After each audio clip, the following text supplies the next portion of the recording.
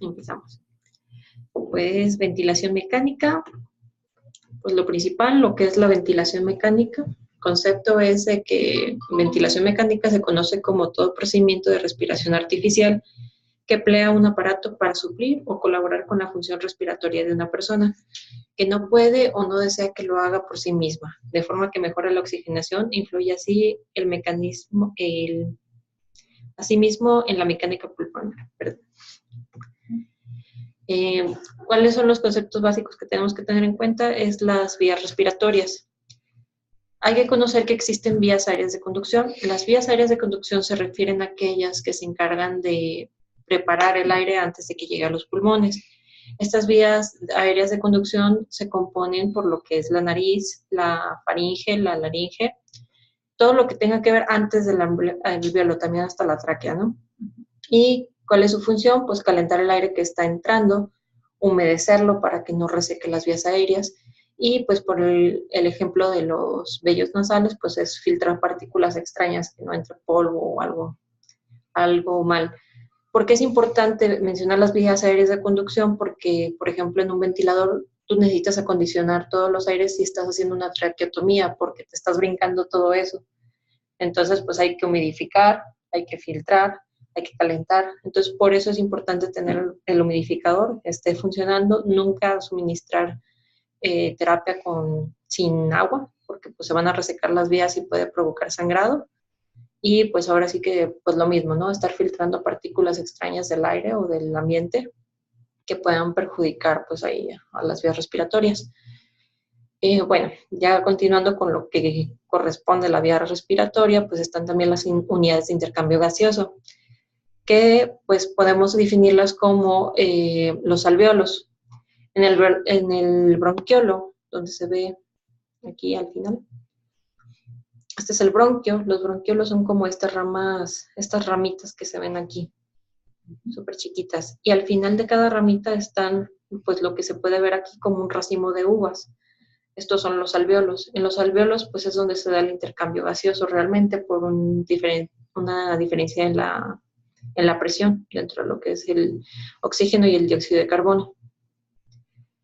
¿Qué hay que conocer del alvéolo? Pues que tiene una pared donde se da el intercambio, donde hay un flujo de sangre, como tú te fijas aquí, pues tiene tanto inervación de venas como de arterias, porque tanto llega las arterias del corazón con bueno, les llega ya la sangre oxigenada, como llegan las venas con el dióxido de carbono para que se oxigenen.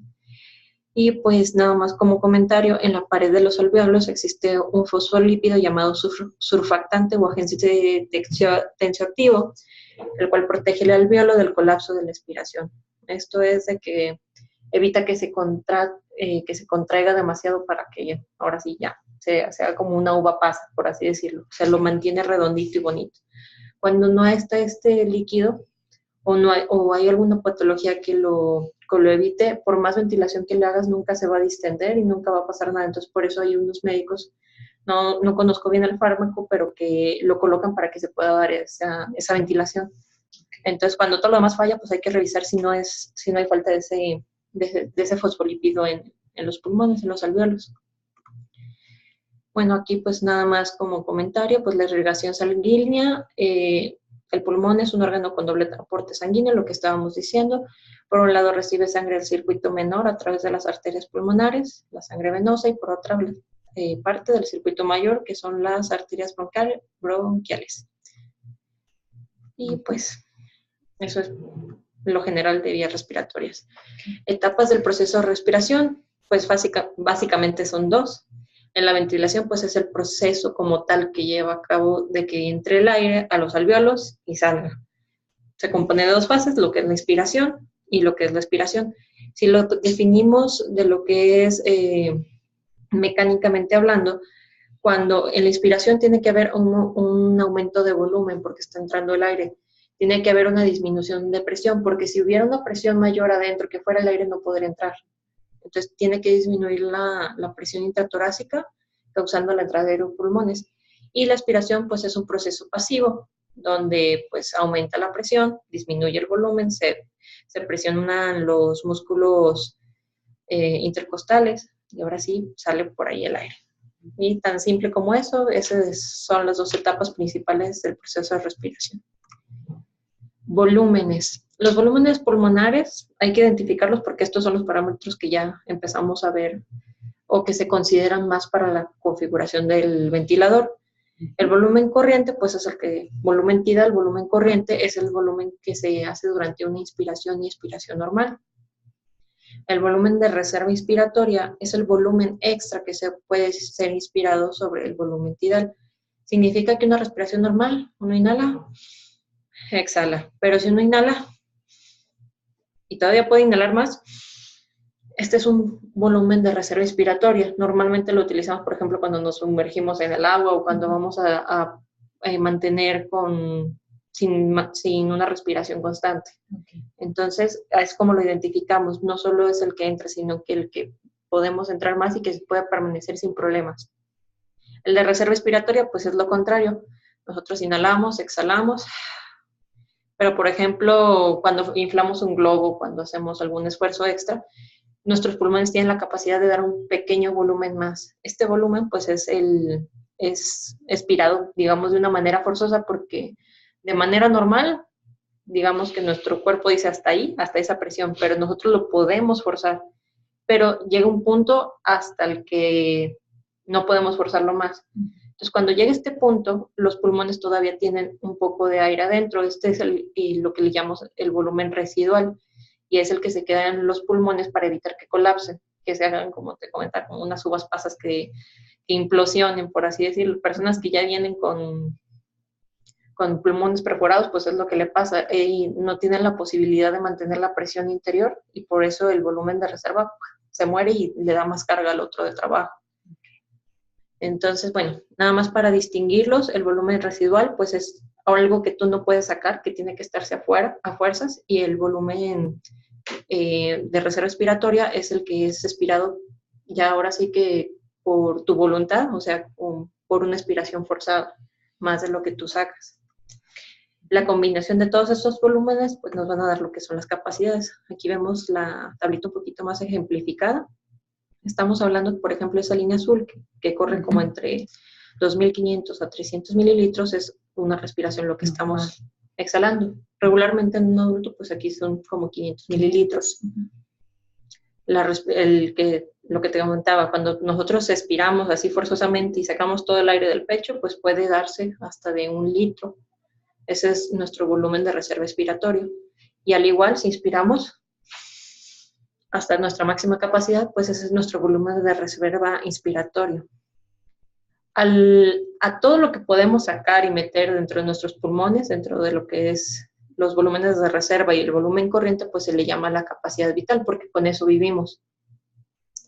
La capacidad residual o funcional, pues es lo que es la expiración forzada junto con el volumen de reserva. La capacidad inspiratoria, pues es el volumen corriente más lo que puedes inspirar. Ahora sí que pues aquí nos dan la clave los nombres. Inspiratoria, lo normal, más lo que puedo hacer más. Y residual, ahora sí que todo lo que puedo sacar. Okay. Y la capacidad pulmonar total involucra todo, o sea, desde lo que tenemos de reserva inspiratorio, reserva expiratorio, corriente y el volumen residual. Y pues, como ves, aquí viene por último el volumen corriente, otra vez lo que vimos aquí al principio. ¿Dudas, preguntas? Ok, seguimos. Gases del sistema respiratorio y su transporte. Esto es como conceptos generales. El oxígeno, pues principalmente viene el 97% unido a la hemoglobina, un 3% disuelto en plasma, es decir, que una persona que viene ya desangrada, pues necesita esto a fuerzas, o que ya tiene como problemas en la sangre de que no está bien saturado. O sea, por ejemplo, nosotros con la saturación medimos lo que es la hemoglobina. Por eso se tiene que tener conectado al paciente. Si hay un porcentaje menor, que son las alarmas, o sea, si baja del 93%, el paciente ya necesita oxígeno para poder complementar, para que ese 3% disuelto en plasma aumente, porque esto es lo que viene a la hemoglobina. Entonces nosotros tenemos que compensar de manera mecánica o artificial esa pérdida de oxígeno. Y pues con lo que respecta del dióxido de carbono, pues es una cantidad menor lo que viene en sangre, tan solo un 30% unido a hemoglobina, y el resto pues se forma en bicarbonato, pues ahora sí que en tejidos o en pues ahora sí el bolo alimenticio. Y pues ahora sí que dependiendo de los gradientes de presión, pues va a ser el intercambio de oxígeno y dióxido de carbono. Ahora sí como que la manera en que se transportan, ¿no? Ok. Otra generalidad, pues mecanismos que regulan la respiración. Esto me llamó la atención porque pues, si bien es algo que intuimos, no lo conocemos tanto. Por ejemplo, hay que saber que el control respiratorio está en el tronco del encéfalo, que pues ahora sí como no estamos pensando, realmente pues son los pares craneales que te dan como que la orden a tu cuerpo de que respire, aunque tú no seas consciente de él. Entonces, pues todo ese control se lleva en lo que es el tronco del encéfalo, de manera normal. Pero hay otras formas que podemos hacer para que también nuestra respiración se altere. ¿Qué es lo que puede hacer? Cambios en el pH. Cambios en el pH se produce, por ejemplo, con una persona que tiene, ay, se me fue el nombre, que está como respirando agitadamente. ¿No? Cansada, no sé. No, tiene otro nombre. Agitada. No, es cuando... ¿Dificultad para respirar? ¿O? Hipercapnia, hipoxemia. No hipoxemia. Por ejemplo, cuando una persona está hiperventilando, esa es la palabra, cuando una persona está hiperventilando, ¿qué es lo que pasa? Estás metiendo más oxígeno del dióxido de carbono que puedes sacar. Entonces, ¿qué va a pasar? Te vas a sobreoxigenar la sangre y te vas a marear.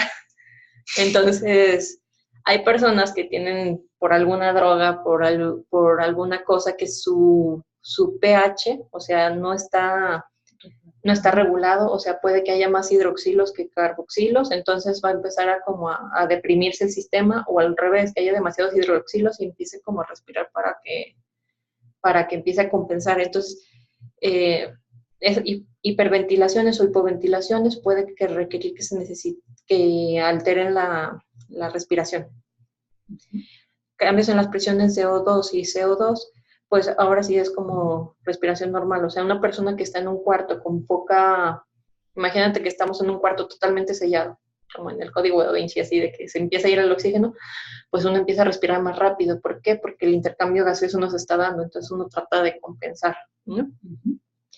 Oscilaciones en la tensión arterial se refiere, por ejemplo, cuando tú estás corriendo. ¿Qué pasa? Que tú estás teniendo un mayor aporte sanguíneo a tus músculos, que necesitas mayor intercambio gaseoso, mayor ATP, entonces todo se acelera y por lo tanto la respiración también. Y pues otra forma que se me hizo curiosa es el contenido de dióxido de carbono en la sangre, porque es uno de los reguladores más potentes que tenemos para que se genere la respiración dentro de lo que son los impulsos cerebrales. ¿Qué ejemplo nos da? Nos da un niño que se enoja, que hace rabietas. Los niños así típicamente se empiezan a aguantar la respiración. ¿Qué va a pasar en un momento? El niño, de haber aguantado toda la respiración, el dióxido de carbono va a empezar a subir en su sistema. ¿Y qué va a hacer el cuerpo? Se va a autodefender y va a noquear al niño, lo va a desmayar, para que en cuanto quede desmayado, otra vez se compense. Otro ejemplo de que nos da con el control de dióxido de carbono es lo que es la anestesia general. Uno cuando se anestesia de manera completa, pues dices, ok, pero ¿qué es lo que me está regulando que yo siga respirando normal? También las concentraciones de CO2 son importantes. Por eso se tiene monitorizado al paciente, o sea, de que con un capnógrafo, o sea, para estar viendo que los niveles de CO2 estén en su lugar. Si empiezan a subir demasiado los niveles de CO2, puede ser que el paciente haya tenido alguna pérdida de sangre, puede ser que el paciente tenga algún tipo de hipoxia por alguna obstrucción, puede ser que haya algún tipo de inflamación, o ahora sí que el anestesiólogo tiene que ver eso. ¿Por qué? Porque ese incremento bien va a darle la orden al paciente o inconscientemente de que empiece a respirar, pero si hay algo que le está impidiendo respirar, entonces pues ya es por eso que se tiene que monitorizar, ver lo que está pasando. ¿Qué otros tipos de cambios? Pues ese es el cambio cortical, o sea que es un estímulo de CO2 en los nervios. El control químico, pues ahora sí que son lo que habíamos hablando de las neuronas, puede ser, por ejemplo, también un susto. O sea, por ejemplo, cuando uno se encuentra en estado de alerta, el cerebro le empieza a decir a tu cuerpo, ¿sabes qué? Algo va a pasar, oxigénate más para que tus músculos estén bien y emprendan a correr en cuanto más pueda. Entonces, también ese es otro tipo de, o otra manera de regular la respiración.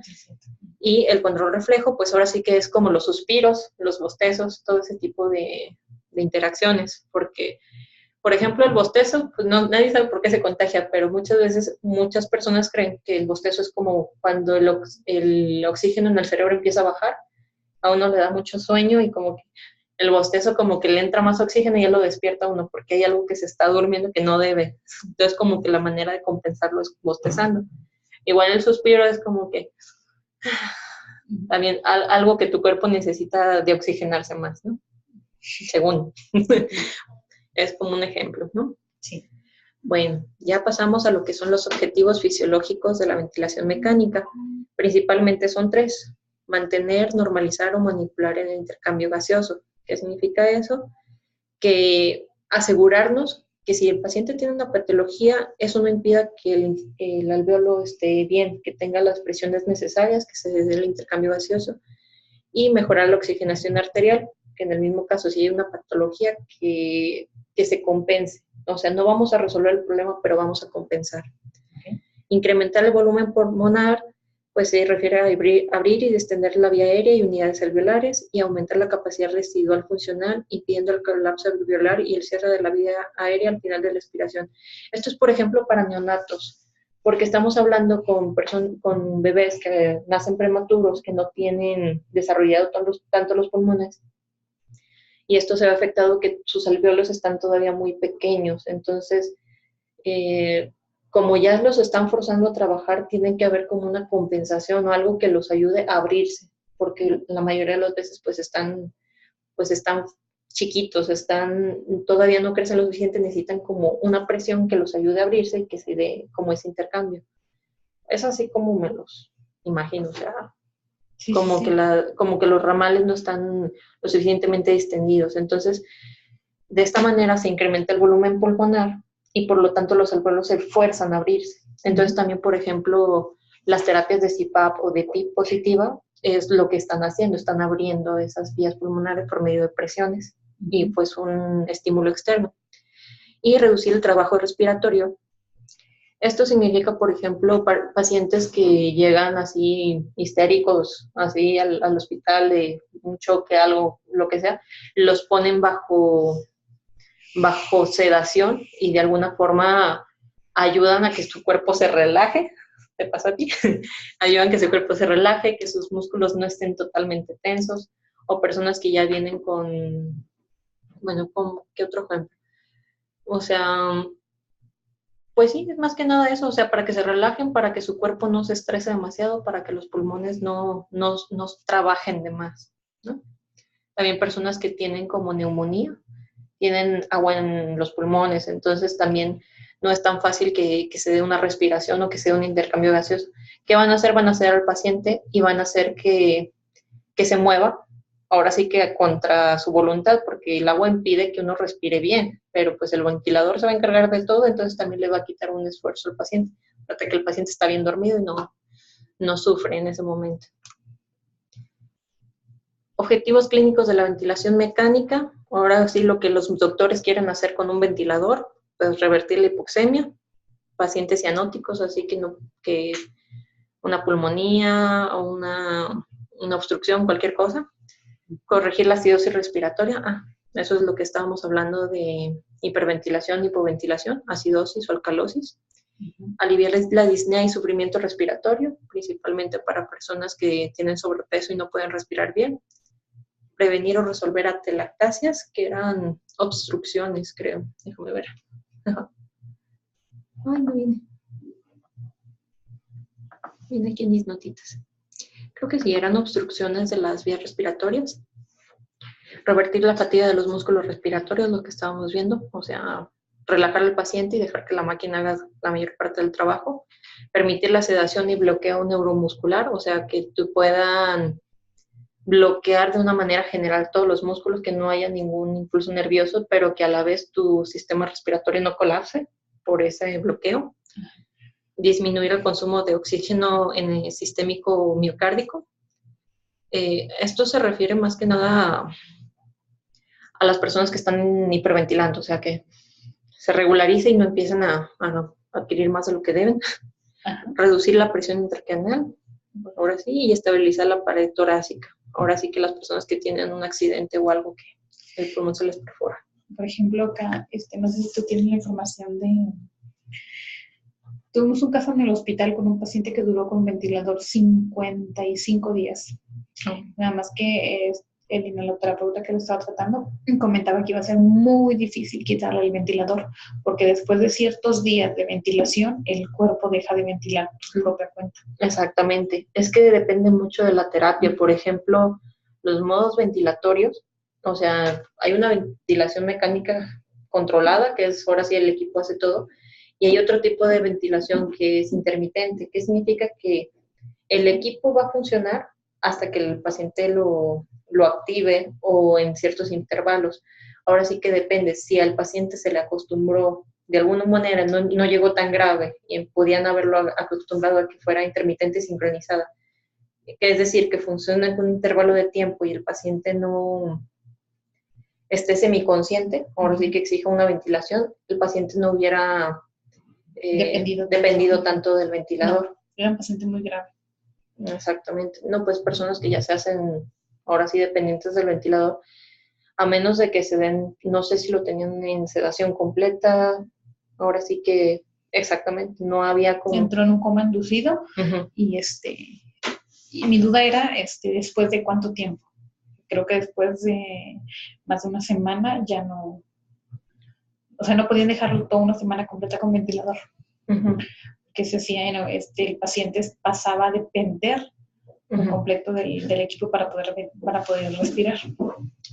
Pues no tengo el dato del tiempo que tarde, pero yo creo que tiene que ser como una compensación de las dos. O sea, yo creo que si tu paciente está lo suficientemente grave para que lo tengas bajo un coma inducido y ventilación, lo trates, pero por ejemplo, a los 3, 4 días hacer pequeños intervalos de 1 o 2 horas donde lo tengas semiconsciente. A lo mejor puede ser un problema para el paciente despertarse y pues el dolor, pero pues ahora sí que tener preparados analgésicos o algo. Sí.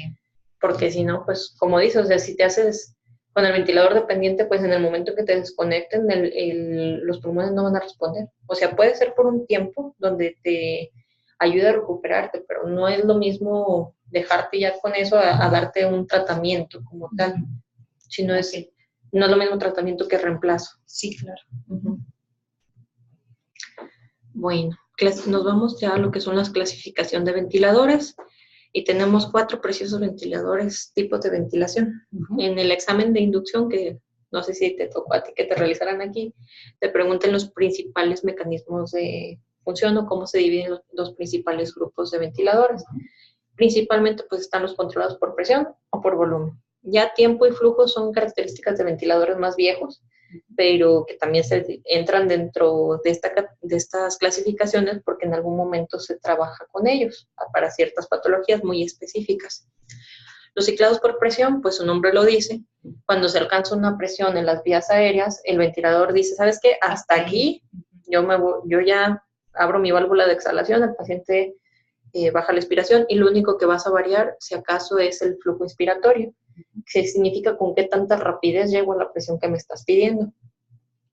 ¿Esto cuáles son los problemas que genera? Porque, por ejemplo, si tú tienes un paciente ventilado con presión y dices, ¿sabes qué? Quiero que le llegue hasta 20 centímetros de agua y de ahí caiga. Pero ¿qué pasa si hay una mucosidad en la laringe? ¿Qué pasa si algo se obstruye? ¿Qué pasa si se mueve tantito el tubo endotraqueal y ahora ya no están ventilando los dos pulmones? Ya ves que una rama está más alta que la otra. Entonces, si alguna de esas se llega a tapar, la presión va a llegar a lo mismo, pero va a llegar más rápido. Entonces, estás con el paciente bloqueado, el volumen a lo mejor si al principio lo tenías de 400 mililitros, ya te bajó a 100 y tú ni en cuenta te diste. Y ahora sí que ya tienes tu paciente hipóxico y cianótico en menos de 5 minutos, ¿no? Entonces, esa es la desventaja que tienen, por eso los ventiladores de presión tienen que venir con alarmas de volumen. Si no tienen alarmas de volumen, es peligroso utilizarlos si alguien no está monitoreando constantemente. Los ciclados por volumen, pues al contrario, o sea, meten un volumen, me vale que eso qué presión tenga, ¿Qué es lo que tiene? Pues sí, el volumen siempre es suministrado, pero es lo mismo, o sea, llega... Aquí el problema es de que aumente mucho la presión. Por ejemplo, en lo que te comentaba de que se pueda ocluir una de las ramas. ¿Qué pasa si una de las dos ramas se ocluye? Entonces le va a decir, ¿sabes qué? El doble de volumen para un solo. Le vas a meter el doble de volumen, le vas a causar un barotrauma y ahora sí, pobre pulmón, ya ni cómo lo recuperes. Entonces, estos tienen que tener no solo alarmas de presión, sino también una válvula de seguridad de presión, para que diga, ¿sabes qué? Yo más, por ejemplo, si el mismo ejemplo, lo ponemos a 500 mililitros con una presión máxima de 20 centímetros de agua. Entonces, ¿qué va a pasar? El equipo se tiene que alarmar a los 25 centímetros de agua, 25, 30, pero a los 30 tiene que haber una válvula de alivio, no puede pasar de ahí. ¿Qué pasa en el BitCube? Eso me tocaba con un ingeniero, me decía, es que no me funciona el ventilador, no sube la presión, lo que pasa es que pensando que era una alarma solamente, configuraban el ventilador con una presión muy, muy baja. Entonces, ¿qué pasaba? Que todo el tiempo se estaba abriendo la válvula de exhalación, no dejaba que se subiera. Entonces, hay que tener claro que a veces la alarma de presión en controlados por volumen va a ir incluida de una válvula de exhalación de seguridad. Okay. Entonces, por eso las alarmas siempre tienen que estar bien configuradas. Ok. Bueno, y pues ahora sí los otros dos tipos es el ciclado por tiempo. El tiempo es nada más tiempo y flujo. ¿Qué va a hacer? Voy a meter durante 2 segundos un flujo de 15 litros, 20 litros, los que tú quieras, y le va a valer queso si hay cuánto volumen metes, cuánta presión metes, ahora sí que él nada más va a ciclar por tiempo. ¿Qué ventajas tiene? Pues ahora sí que no hay como que un límite, o sea, puedes tú programar que sean límites bajos, pero puede que tu ventilación no sea la adecuada. O sea, si bien proteges al paciente de que no pase de tal, puede que no sea lo suficiente de lo que necesita. Entonces, esas son las desventajas de ese modo. Y ciclados por flujo, el paso a la fase expiratoria ocurre cuando el flujo cae por un balón determinado. Es decir, esto es de que el paciente va a inhalar hasta que ya no pueda. Y en cuanto llegue a ese punto, el ventilador va a notar que el flujo ya no entra y pues va a dar la expiración. Ok. Entonces, es diferente por el tiempo porque es un intervalo. Aquí es hasta que el flujo aguante. O sea, pues más o menos se puede comparar con el de por presión. Más o menos. Pero pues ahora sí que pues los volúmenes no los estás programando. No, igual exacto. Bueno, aquí lo que tienes que también no puede que no alcance las frecuencias respiratorias adecuadas. ¿Por qué? Porque ahora sí va a depender de la distensibilidad de los pulmones del paciente. Exacto. ¿Qué tanto puede respirar? Y no programas nada. O sea, es también el alcance y... Sí, ahora sí que ahora puede ser como de apoyo, pero más no para un paciente totalmente sedado. Y pues aquí vienen las grafiquitas, las podemos ver aquí. En esta, el trigger, si te fijas, es un poquito más abajo, pero se activa por un intervalo de tiempo, no es por el paciente. Puede que sea por el paciente si tiene algún trigger controlado por presión, pero si no, pues es por intervalo de tiempo que se activa. Llega la presión límite y se cae. Ahora sí que por el tiempo que sea. ¿Qué es lo que pasa? Si hay una sobrepresión, pues ahora sí que el equipo va a dar un picote y se va a salir. Y esto es lo que se tiene que alarmar. Esto es como, por así decirlo, la alarma, que es lo que se va a alarmar cuando pase. En el volumen, pues va a ser el volumen corriente alcanzado. Aquí si te fijas, el aumento no es tan brusco porque a él no le importa la presión que entre, sino que va a meter con un flujo determinado hasta que llegue a un volumen pico y ahora sí va a caer, independientemente de la presión. ¿Qué es lo que va a pasar? Que el volumen corriente cuando se sobrepase, pues ahora sí que va a alarmar y se va a caer. Okay. El flujo, pues es lo mismo. Va a subir hasta que llegue el punto donde el paciente no pueda respirar y va a empezar a caer. Ahora sí, ¿por qué esta es la alarma? Dices, pues todos se sobrepasaban. Porque en esta se supone que el flujo empieza a caer, pero cuando ya no cae suficiente hay una obstrucción. Entonces el flujo tiene que caer completamente porque también tiene que llegar como el punto de que ya se insufló lo suficiente y ya bajó todo el flujo, lo necesario para volver a empezar. Entonces, aquí es donde se mide la PIB. hasta el flujo, hasta donde está el flujo menor, o sea, cuando ya completas la parte de la expiración. ¿La PIP o PIP? PIP. ¿Con doble E o con doble E? Con doble E.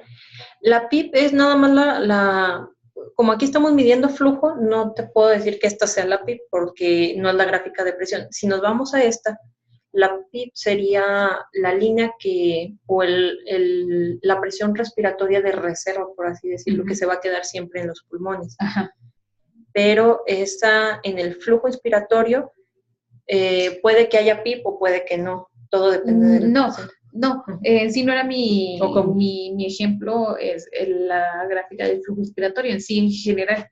Por ejemplo, acá donde se puede el doctor, o sea, aquí visiblemente no pueden ver lo de la PIP, de la presión mínima que queda. No, porque eso lo tiene que calcular por ejemplo, aquí si nos vamos a lo que es la PIP, aquí tenemos menos 20, aquí vendría siendo 0, más, no, como, ¿qué escala te gusta? 10, 0, 10. No. Es como menos 5, ¿no? Por ahí. De hecho, está rara la gráfica. Sí, no está como... Bueno, suponiendo que aquí fuera el 0, aquí no tendríamos PIP. No, pues no. Si tuviéramos PIP, entonces... La gráfica un poquito arriba. Se tendría que quedar un poquito arriba. Esa es otra cosa importante, cómo detectar que tienes una PIP o una fuga. Exacto. La PIP todo el tiempo se mantiene en su lugar. Cuando tú ves el trazo, aquí viene la PIP y el siguiente trazo empieza de donde empieza la PIP. Cuando tienes una fuga, el equipo da este tipo de golpe, como latigazo, o sea, se baja de jalón para volver a entrar. ¿Qué significa? Que lo que está entrando no está saliendo. O sea, una cosa es que el equipo detecte, ¿sabes qué? Hasta aquí me voy a parar y aquí voy a mantener esa presión. Y otra cosa es que el equipo diga, ¿sabes qué? Ya me abrí completamente la válvula de exhalación, no baja esto, pero yo voy a forzar a que se baje en la gráfica para que vuelva a empezar. Entonces, eso es cuando el equipo visualmente te va a enseñar que a lo mejor hay una PIP, pero ese latigazo, esa bajada te va a decir que no, que eso es una fuga. Okay. Entonces, pues esos son como las diferencias. ¿Dudas, preguntas, Zeta? No, era nada más eso. Ok. Fases del ciclo ventilatorio. Si te fijaste, había fases de ventilación, que era inhalación y expiración. El ciclo ventilatorio como tal, en un ventilador consta de 3 fases, lo que es la insuflación, que es cuando se activa el trigger y ya sea que llegue a la máxima presión o al máximo volumen o al máximo flujo o al máximo tiempo. Esa es la insuflación. La meseta es una parte que es un tipo como de terapia también. Se utiliza para que la presión que tú le metas, por ejemplo, yo le meto 20 centímetros de agua, pero ¿sabes qué? El paciente tiene mucho daño en sus alvéolos, necesito que estos se expandan y haya un mayor intercambio gaseoso. ¿Sabes qué? Le voy a poner una pausa inspiratoria. La pausa inspiratoria es la presión que se mantiene como a un nivel medio para que se lleve a cabo ese intercambio gaseoso, es decir, que le dejas más tiempo el dióxido de carbono y el oxígeno para que se realice el intercambio. Y esa pausa inspiratoria tú determinas si la quieres en 1 segundo, .1 segundo, .5, pero eso se programa, eso no es como que se vaya a poner de default en un equipo, no. Si tiene pausa inspiratoria, la meseta. Y esa es la presión meseta, por eso se define diferente de la PIPS. La meseta siempre va a ser más baja que la PIP y no es igual que la presión media. Cabe distinguirlas de que la meseta es como el tiempo que dura y la media es la presión más alta, la presión más baja y en medio. Puede que la meseta y la media coincidan, pero no es necesariamente obligatorio. Pero bueno, esa es su función y ahora sí que se puede definir que dentro de lo que es el ciclo ventilatorio, esa es la parte intermedia, lo que es la meseta. Bueno, depende de la distensibilidad. Es lo que te decía, o sea, no es lo mismo que la presión media porque depende de qué tanto el paciente pueda sostener, porque también no le puedes meter mucho tiempo a un paciente que tiene baja elasticidad. O sea, tienes que meterle, como te decía, un fármaco surfactante para que los alvéolos lo resistan, porque si no puede que colapse. Bueno, y ya como dato, la complianza es la resistencia elástica que viene dada por la oposición o la deformación que ofrecen las estructuras como el pulmón y la caja torácica. Es decir, que si tú te dicen, es que voy a hacer pruebas de complianza, lo que está midiendo es eso, de que cuando hay una presión negativa, el volumen se mantenga y no se deforme. Ahora sí, no sé si me doy a entender, okay. Como en las tubuladuras o en los pulmoncitos. Ajá. Entonces, por ejemplo, mi pulmón tiene una complianza de 0.025 litros por minuto o algo así, dicen, entonces, no recuerdo bien las unidades de medida. Pero es eso, o sea, que es la máxima deformación que puede permitir antes de, o sea, es lo máximo que se puede. Si un pulmón está mal, puede que ese dato aumente, pero pues ahora sí que ya es dependiendo del médico, la patología que lo detecte y las medidas que tome para prevenirlo. Okay. Y bueno, ya para terminar con las fases del ciclo ventilatorio, pues es la deflación. Esto es igualmente un movimiento pasivo, es simplemente la parte de la meseta, la expiración. Aquí lo que tiene es que, por ejemplo, aquí sí la deflación no es lo mismo que la expiración porque, bueno, no es que no sean lo mismo, son cosas diferentes. En esta incluye también lo que es la PIB, lo que estábamos viendo, o sea, en la deflación puede que llegue a una presión cero, un volumen cero, o puede que haya una PIB o algo que quede como de reserva en el pulmón, ¿no? Y pues solo se ubican equipos que puedan programárselos. Ok. Modos de ventilación, pues ahora sí que los modos de ventilación son muchísimos. Vamos a ver los más generales. Y pues se refiere como a la relación de las variables que van a constituir la fase inspiratoria. Ahora sí que todo lo que va a programar el doctor dependiendo de lo que sus equipos le permitan. Y pues vamos a ver puras definiciones. Pues el volumen, pues es el que se controla, puede ser tidal o, bueno, circulante o tidal. Y normalmente en adultos se sitúa entre 5 y 10 mililitros por kilogramo. Ahorita vamos a ver un cálculo de cómo configurar un ventilador en modo de volumen. De acuerdo al peso. De acuerdo al peso. Okay. La frecuencia respiratoria, pues es la cantidad de respiraciones en un minuto que va a dar el paciente. Se va a definir dependiendo de las necesidades del mismo y pues ahora sí que las características metabólicas. Hay que tener en cuenta que el nivel de presión parcial de dióxido de carbono, eso se refiere más que nada como que estar viendo que está saturando bien. O sea, todo se resume a ponerle un oxímetro. Hay veces que se necesitan hacer gasometrías porque no siempre la saturación te va a decir que está bien de los demás parámetros. Entonces, por eso a pacientes que tienen como en terapia intensiva, aparte del oxímetro, les hacen no sé qué tan seguido estudios de gasometrías. La tasa de flujo, pues, es el volumen de gas que el ventilador va a aportar al enfermo en una unidad de tiempo. Puede ser de 40 o 100 litros por minuto. Ahora sí que en los de flujo, pues eso determina con qué rapidez. En un ventilador, por ejemplo, uno de los Vela, yo los programo alrededor de 28 litros por minuto y me da como lo básico. Si le programas más, no te va a dar más volumen porque digamos que se protege, pero, sí. Pero es como que hay un valor mínimo que no puedes poner menos, porque si no ahí sí va a haber, en vez de 500 mililitros les vas a suministrar 400 o 300. Okay. Entonces, esto es un valor estándar de entre 40 y 100 litros por minuto.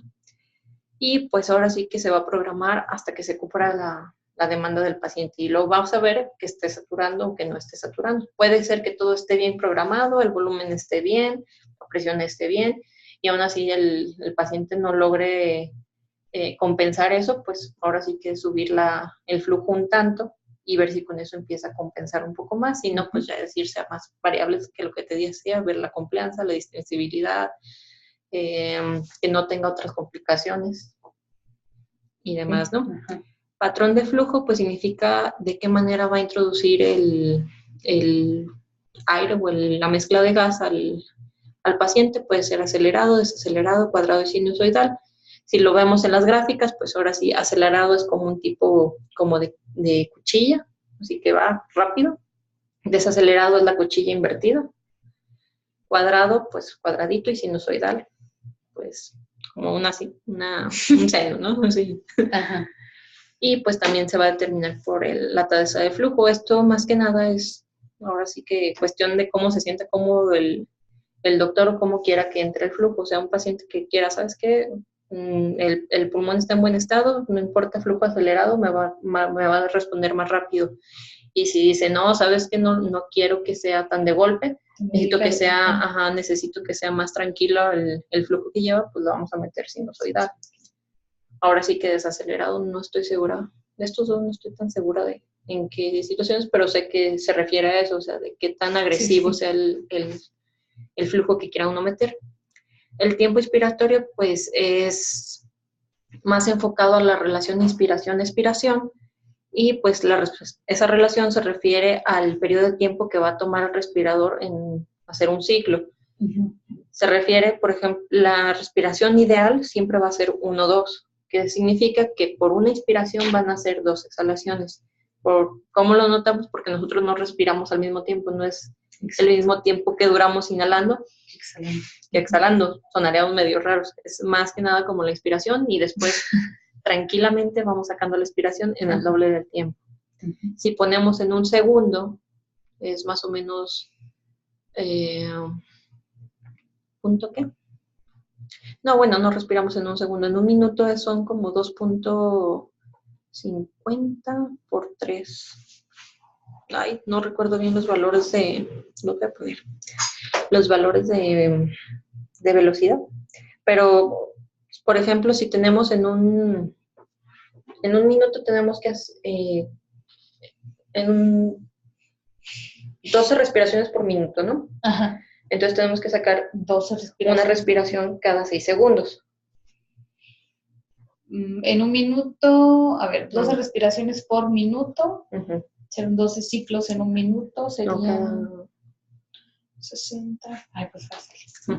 60 entre 12 da 5, ¿no?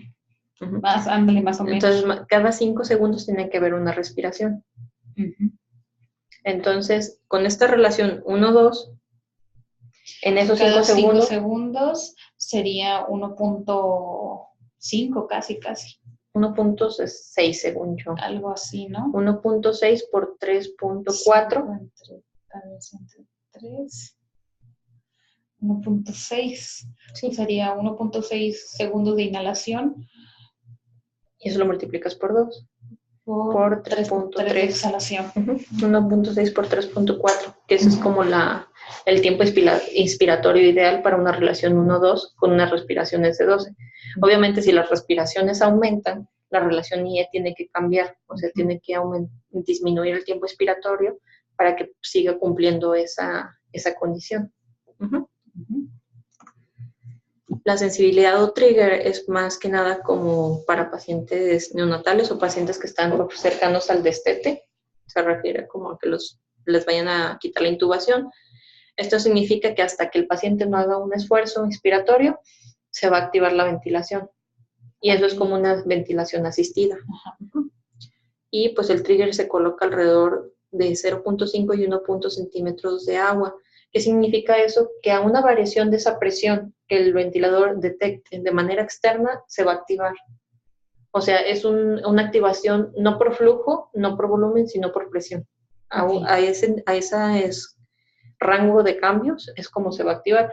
Entre más baja sea la presión que se le programe al trigger, más sensible va a estar. Entre más alta, pues más complicado va a ser que el paciente lo active, ¿no? La fracción inspiratoria de oxígeno, pues ya, o la FiO2, pues se refiere como a la cantidad o a la fracción de oxígeno que tenemos en el aire. Se supone que de manera normal en el ambiente tiene que estar el 21%. Aquí en Guadalajara, pues a lo mejor el 18 o el 17, pero se supone. Y algo que yo no sabía, que apenas estoy ubicando, es que para poder compensar esa saturación de oxígeno, hay que programar la menor cantidad de FiO2 al paciente hasta que compense, hasta que pueda saturar más del 90%. Porque muchas veces los médicos llegan y sobres, 100%. 100%. Ok, primero empiezas con 21, o sea, y va subiendo. Y va subiendo, poco a poquito. Entonces, cuando, por ejemplo, si en 40 el paciente ya está saturando, ahí le dejas, no le metes más. ¿Por qué? Porque el meterle más oxígeno significa resecar más las vías, estresar más los tejidos, el oxígeno es oxidante. Entonces, pues también todo tiene que ver con muchos procesos de degeneración si pones algo excesivo. ¿no? Aparte de que tiene que venir como lo habíamos visto, humedecido, calentado y todo bonito, ¿no? Infiltrado.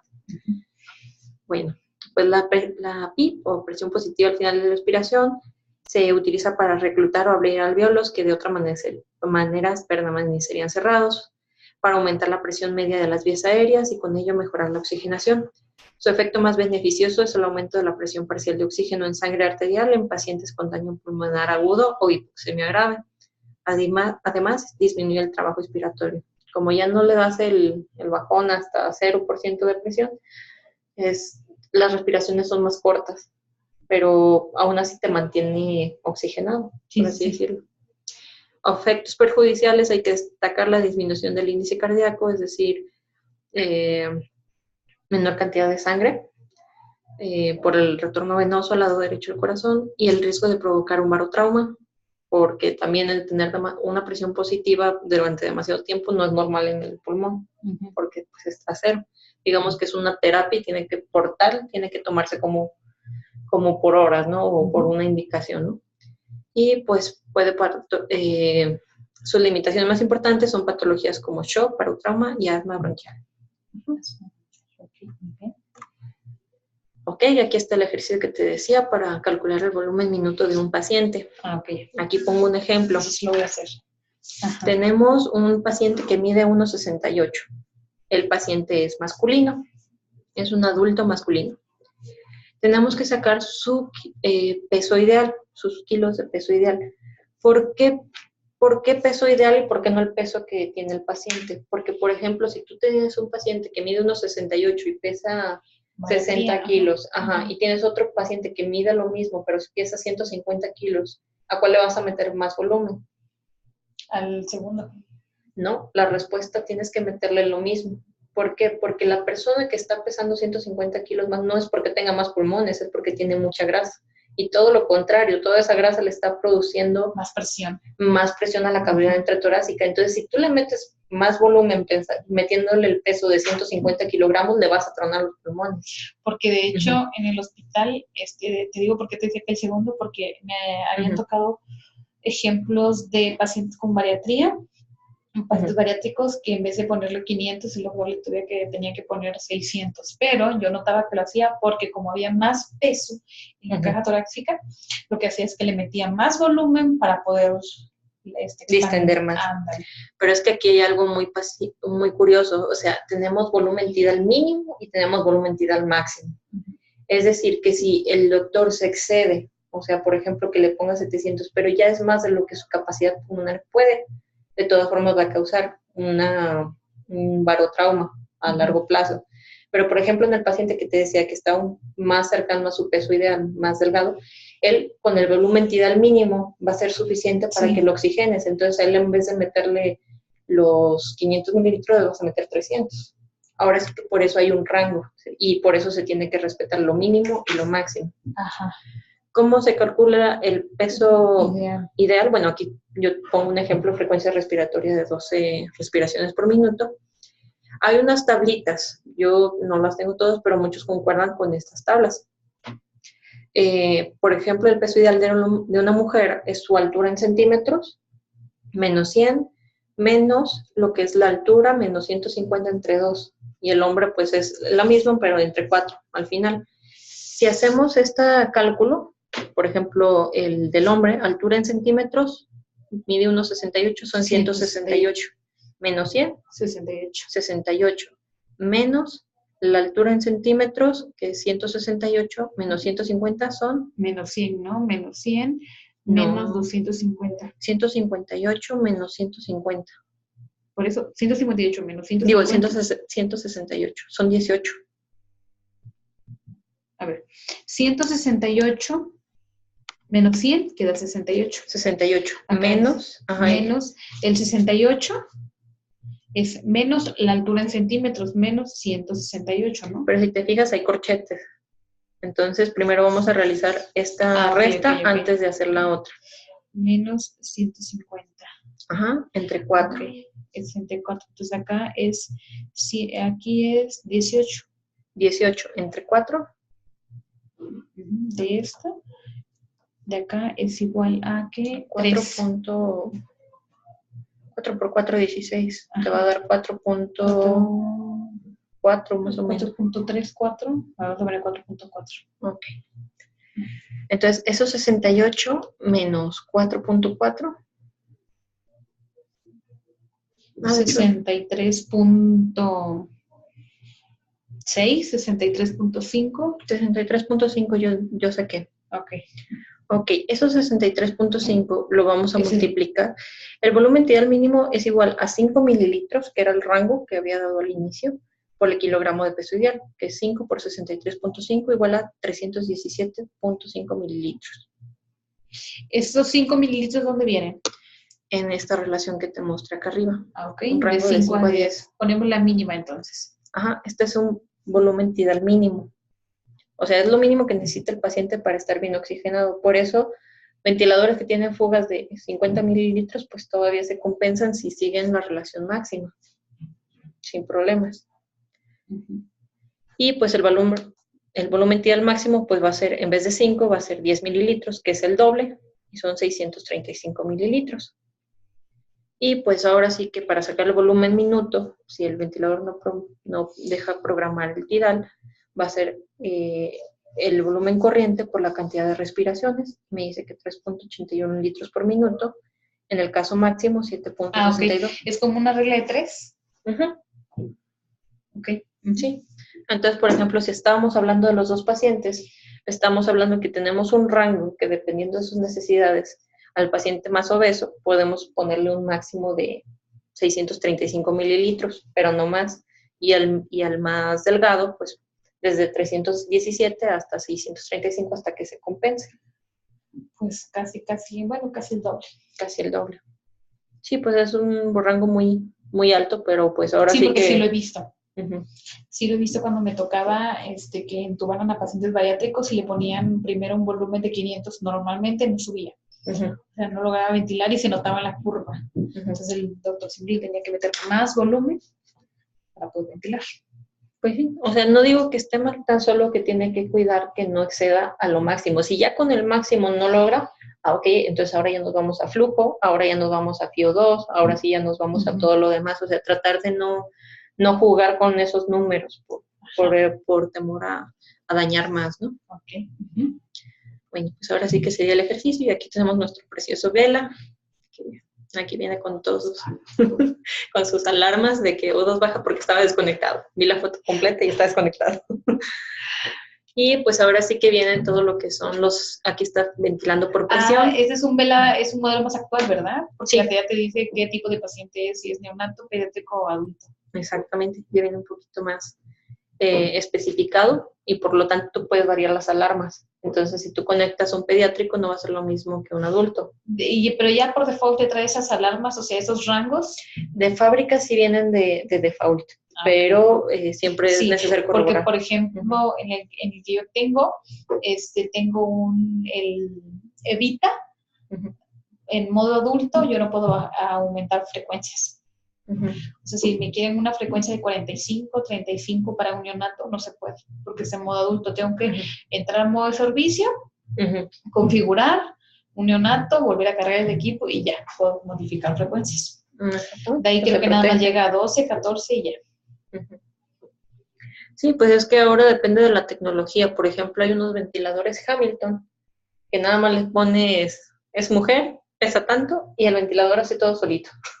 Ya no ocupas ponerle más. Sí le puedes modificar algunos parámetros como la PIP y demás, pero él ya te pone tu volumen minuto, tu frecuencia, tus tiempos y te quitas de problemas. Y si hay alguna obstrucción, él solito empieza a alarmarse y a compensarse.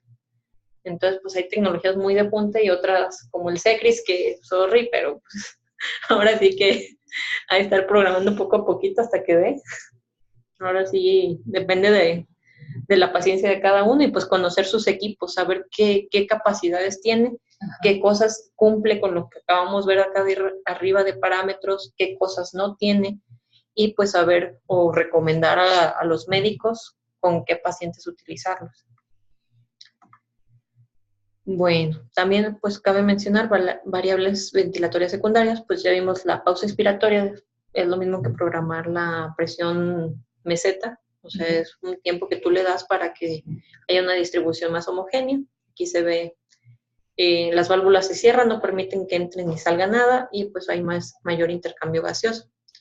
Y pues el suspiro, hay algunos ventiladores que lo permiten. De hecho, en las máquinas de anestesia ahí te dice suspiro encendido o apagado de las módulos o de las ataxias viejitas. Y pues esto lo que hace es un incremento deliberado de volumen corriente. Y pues es nada más como para, si en todas las respiraciones, para que como que el paciente no es que no se adormezca, sino que su cuerpo no se quede todo el rato como que con lo mismo, porque uno como ser humano normal necesita, aunque no se dé cuenta, sí, hace suspiros cada 2-3 minutos.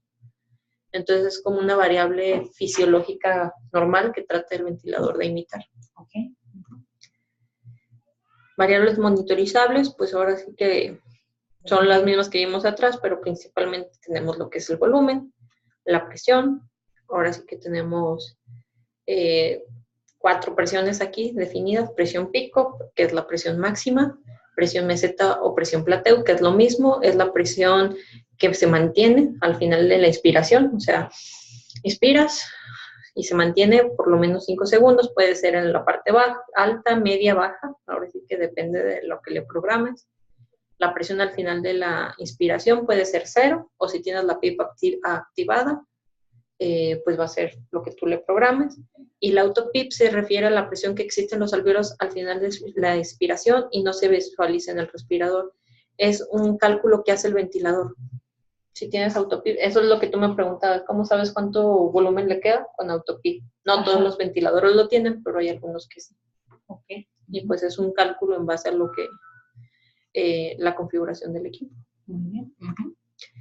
Y pues viene la segunda parte, modalidades de ventilación mecánica. Es muy larga, pero voy a tratar de resumirla. Espero.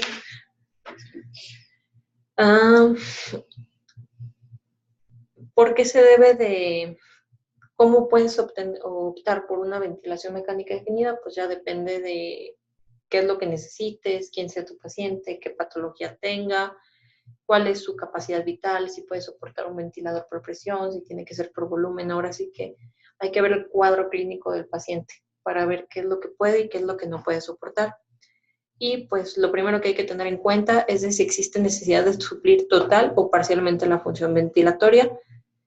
¿Por qué? Porque, por ejemplo, lo que estabas diciendo, no podemos hacer un paciente dependiente de la ventilación si él puede respirar por su cuenta y solo necesita un apoyo.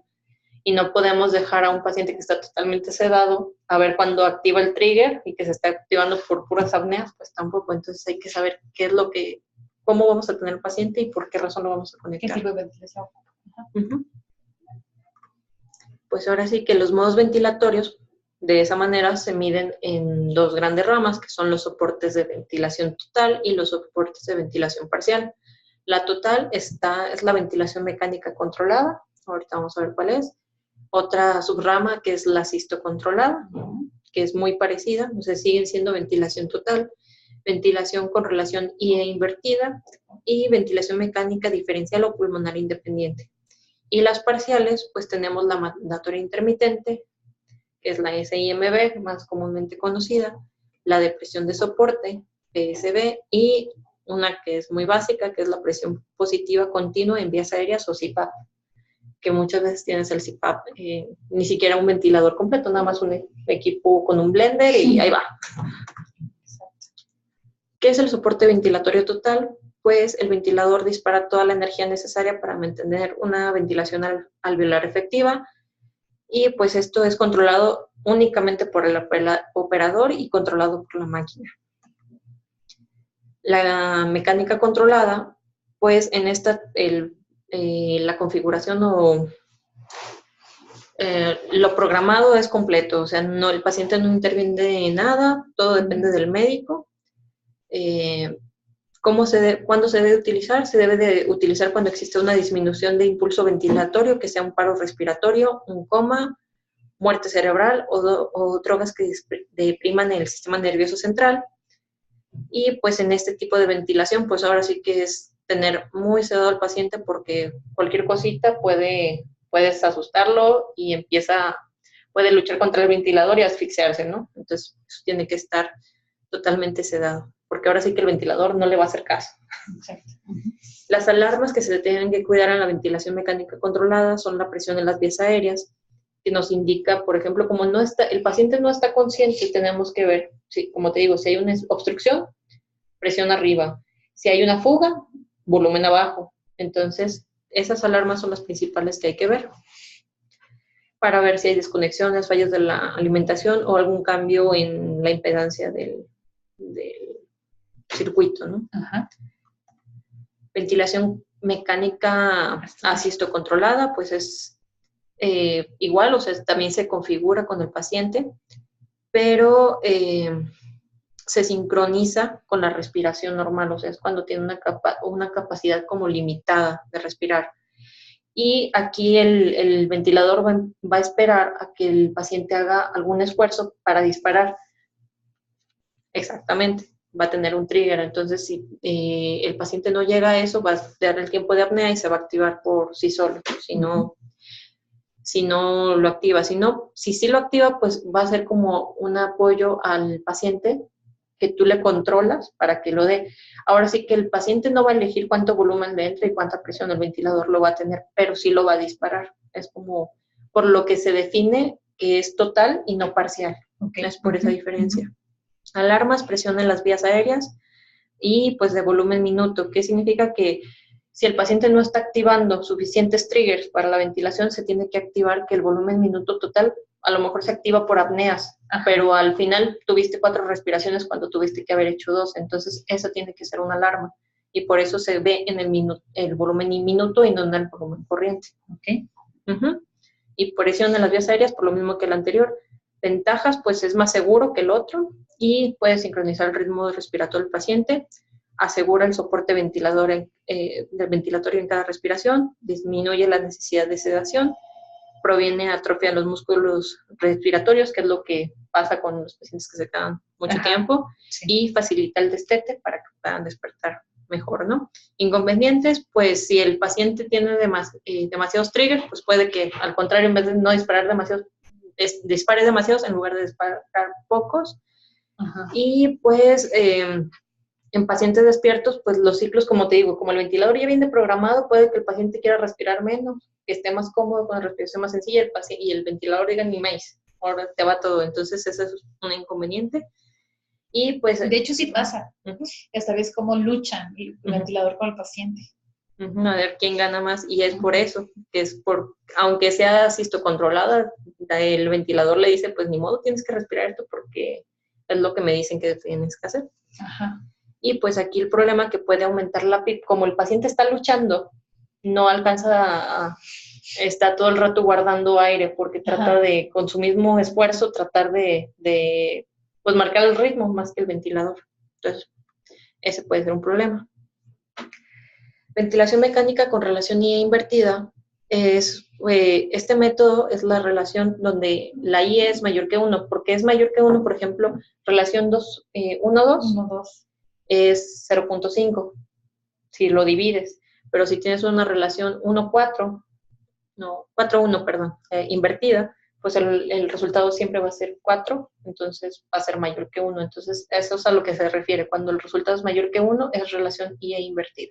Ok, ya cuando la división. Ok, Bueno, esta terapia es para que haya más tiempo con la inspiración y dure más tiempo Entonces, con la inhalación, ¿no? Con la inhalación. ¿Para qué quieren hacer esto? Para que dure más tiempo. Es parecido a la meseta. La meseta, ándale. Pero aquí lo que hacen es que ¿Todo el ciclo no? Todo el ciclo, o sea, todo el ciclo toda la fase inspiratoria es más larga que la expiratoria, entonces por eso tratan de mejorar en ese punto eso, pero pues es muy, muy agresivo para un paciente porque no es natural. El paciente tiene que estar sedado, es una de sus condiciones, porque de manera normal no es algo que hagan. Sí mejora la FiO2 y pues hay mejor tolerancia hemodinámica, pero pues ahora sí que tienen que estar bien dormidos y pues se tiene que estar monitorizando continuamente porque si algo sale mal, si alguna presión no se configura bien o si hay algún exceso de tiempo de la terapia, pues puede causar un barotrauma por tener demasiado tiempo presión positiva en las vías aéreas. Bueno, pues ahora sí que son sus complicaciones. Terapias de soporte vital parcial, pues ahora aquí el paciente está despierto. ¿Y pues por qué se utiliza? Porque sincroniza los esfuerzos del paciente con el ventilador, porque disminuye la necesidad de sedación al estar despierto, previene atrofia por desuso de músculos respiratorios, es decir, da un poco más de independencia al cuerpo para respirar, mejora la tolerancia hemodinámica y facilita la desconexión de la ventilación mecánica, porque como tal, pues nada más es un apoyo. Dependiente, exacto. Ventilación mecánica diferencial pulmonar independiente. Esta ventilación se da cuando, por ejemplo, uno de los pulmones está colapsado y el otro no, o uno tiene una patología y el otro no.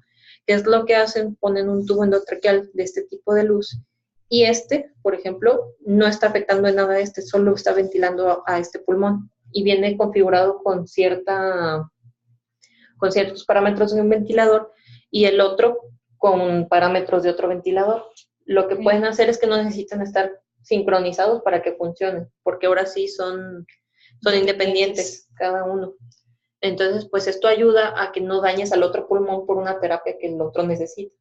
Yo no sabía que existía, pues ahora sí que me lo manejan acá. No creo que se utilice mucho, pero... No, ni yo. ¿Tú te refieres, por ejemplo, si a uno de los pulmones le hacen un sello de agua y ocupan, pues tener más precaución en cuanto a la ventilación de ese pulmón y el otro está completamente normal? Está sano.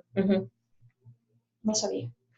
Ahora sí que la desventaja, pues es que ocupas 2 ventiladores. O ventiladores, creo que sí hay, que tengan dobles ramas, o sea, 2 circuitos. Pero pues ya es muy raro, pero existe, ¿no? Nada más como para mencionarlo. Y ventilación mandatoria intermitente, pues ahora sí es lo mismo que la ventilación mecánica, solo que aquí el respirador va a disparar cuando el trigger lo diga, pero ahora sí que va a ser a mandato del paciente. Pueden ser no sincronizadas, que ahora sí que como el paciente lo haga, o sincronizadas que hasta que no las active el paciente, ¿no? O sea que, o por ejemplo, que el paciente respire y no necesariamente se active inmediatamente, o puede que sí respire y se sincronice con su respiración. Ahora sí que el hecho de que no sean no sincronizadas es que va a llevar una frecuencia definida, un ritmo, como por así decirlo, propio, del ventilador, o sincronizadas, pues ahora sí lo que diga el paciente, que volvemos a lo mismo, puede que el paciente no tenga la suficiente frecuencia respiratoria y baje el volumen y pues hay que estarlo monitorizando. Porque es bueno por lo mismo de que disminuye el riesgo de barotrauma y aumenta el retorno venoso cardíaco, o pues lo malo que también pueden darse alcalosis respiratorias por hiperventilación o por hipoventilación. Ahora sí que el paciente decide qué es lo que quiere hacer con su... Bueno, no es que lo decida, pero es lo que puede hacer, ¿no? Que se encomiende a un doctor. Exactamente. Pues también puede haber aumento del trabajo respiratorio al dispararse más veces o pues bajarlo.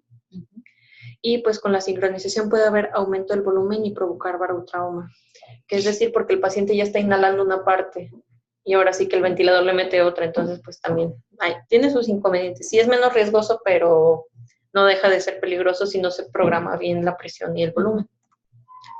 Y pues aquí está, por ejemplo, cómo se ve en la gráfica el esfuerzo del paciente. Por ejemplo, esta es la no sincronizada, esto es lo que va a meter el ventilador, y esto es lo que le está demandando al paciente. El paciente dice, ¿sabes qué? Yo no ocupo tanto, yo hasta aquí. Hasta ahí. Pero no está en tiempo, esto es como, aquí está una respiración, acá otra, y el paciente mete respiraciones pequeñas entre el ventilador. Entonces, los ventiladores que están completamente mecánicos no lo permiten, no abren ninguna válvula, no hacen nada, entonces pues el paciente no puede ni expirar ni inspirar. Sí lo deja, y lo deja hacer lo que el paciente necesite. O sea, si es pequeño, si es mucho, si es lo mismo. Ahora sí que esa es una carta abierta, ¿no? El problema, como ves, o sea, el meterle respiraciones pequeñas entre las respiraciones mandatorias puede aumentar el volumen que realmente está inhalando el paciente y pues también no es bueno tener demasiado oxígeno y no sacar lo suficiente. Entonces eso puede causar un barotrauma y por eso se tiene que tener control de las presiones, ¿no? Y ventilación con presión de soporte es lo mismo, nada más que al activarse igual depende del esfuerzo respiratorio del paciente y pues se va hasta cierto punto de presión. Es como más que nada para los bebés, o se le pone cierta presión y que el bebé vaya marcando como su ritmo. Hay veces, a veces que no. Es lo mismo, nada más que la otra es controlada por volumen y esta es controlada por presión, pero también es disparada por un trigger y por un paciente. Ventajas, pues lo mismo, el enfermo tiene el control de la frecuencia respiratoria y el volumen, mejorando la sincronía. Y pues disminuye el trabajo respiratorio y el trabajo adicional. Inconvenientes, se debe monitorizar constantemente el volumen corriente, porque depende de su esfuerzo y de la impedancia del sistema respiratorio para evitar hipoventilación. Pues es lo mismo. No, me hace falta. Ok. Y bueno, en este caso no se deben de administrar ningún tipo de relajante muscular al paciente porque como depende del esfuerzo del paciente, si lo relaja, pues no va a hacer nada. Sí. Y pues es utilizado para destete o digamos que es casi lo mismo que la ventilación sincronizada intermitente, pero pues controlada por presión, ¿no? Y pues alarmas de volumen minuto igual que las otras. Aquí está un ejemplo. Se quedó por tiempo. El volumen programado se cae. Okay. Este es el esfuerzo del paciente. Este es el trigger. Esa es la diferencia que te decía de 0.5 a 1.5 centímetros de agua. Y pues la última y más común es la presión positiva continua en la vía aérea y es una forma de elevar la presión al final de expiración por encima de la atmosférica para mejorar el volumen pulmonar y la oxigenación. Es lo mismo que la PIP, pero de una manera externa. Lo controla el paciente, no se controla automáticamente. Y pues lo único que tiene diferencia es que pues lo puedes usar por mascarilla o por puntas, ¿no? Por puntas, por mascarilla o por la tráquea, o sea, o entubado. Pues ahora sí depende de cómo sea la necesidad. Entubado yo nunca he visto. Yo sí, una bebé en mochis. No, yo solo he visto por puntas, por mascarilla, y yo no sé si entra dentro de burbuja. Es pues un casco. Pues también puede ser ese de burbuja o también puede ser por intubación. Yo sí me tocó ver una bebé, nada más que lo único que tienen una válvula de seguridad por un lado, porque ya ves que los CPAP son como más externos. ¿La de una roja? Una roja. Ah, sí, es la que tenemos en el hospital. Es que en el hospital se acaba de instalar una torre de CPAP, se instaló, y sí, tiene una válvula de seguridad justo en la Y, o sea, más bien en donde van las puntas antes de ingresar al paciente. No lo he visto ya en la tráquea. Pues en el caso de la bebé, de hecho no es algo normal, en el caso de la bebé que yo vi fue porque la bebé ya necesitaba eso casi todas las noches. Entonces, para no estarla lastimando y metiéndole fármacos para que se relajara y la pudieran colocar y que no se estuviera jalando las ondas, pues lo tuvieron que hacer desde la tráquea, pero pues ahora sí que ya era una paciente que ya tenía meses ahí. O sea, sí estuvo feo. Ay, no, qué feo.